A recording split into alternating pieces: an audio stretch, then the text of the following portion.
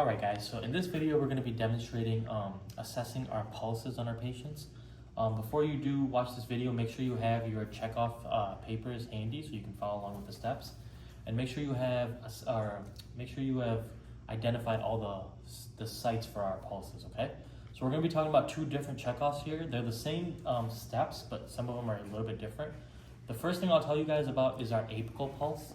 The only thing that's different for your apical pulse is they're going to be laying supine or sitting, and we are going to look in our, and I'll show you an example.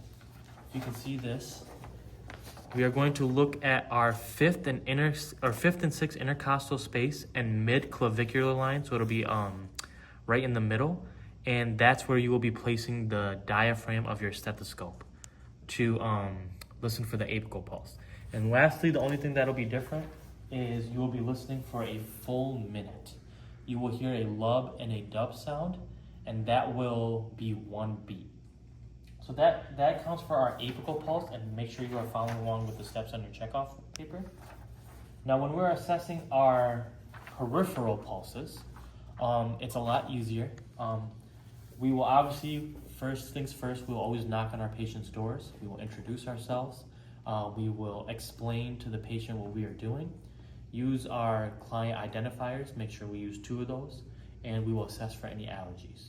And then once you've performed the proper hand hygiene and donned your PPE, we can go ahead and get started. So I've already explained to my patient, Ms. Jones here, and the first thing I'm going to do, I'm going to let her know, Ms. Jones, we're going to be checking your pulse. So we'll have to touch your pulse site. For this demonstration, I'm going to be using my radial pulse. So once I've identified the appropriate site, I'm going to place the client in a sitting position for this demonstration. They could be lying as well. If they were lying, we would place the client's forearm straight next to their body. Since she is sitting, we're going to place her at a 90-degree angle. Her elbow should be at a 90 degrees, okay? Now, I'm going to place the tips of my first, second, and third finger over the artery site. So I'm going to use this and apply light pressure to find her pulsation. There it is. Once I've found it, I'm going to note the rhythm. So the rhythm can either be regular or irregular. This is going to determine if I'm going to listen for 30 seconds or a full minute. If it is irregular, we need to listen for the full minute just to make sure we have an accurate number. But if it is regular, meaning it's the same for the whole 30 seconds, you can just listen to it for 30 and then multiply it by 2. So now that I've found it, I'm going to get my watch that Ms. Jones is wearing for me. I'm going to watch for a full minute. For 30 seconds because Ms. Jones is regular. And we will listen for 30 seconds.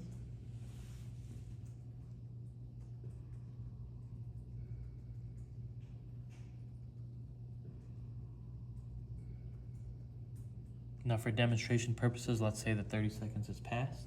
And the number I got was 40. I would double that number and I would get 80 beats per minute. That would be my patient's rate. Her rhythm was regular. And while I was feeling, there's something called amplitude. This will tell us if the patient's pulse was strong or weak. When I felt Ms. Jones's pulse, I felt it very strongly. So that would be a strong pulse. That would be what the amplitude means. If there is any abnormalities, you would want to put that in your documentation and make sure you're listening for that full minute if there are any abnormalities. Otherwise, that concludes our demonstration. I'll catch you guys in the next one.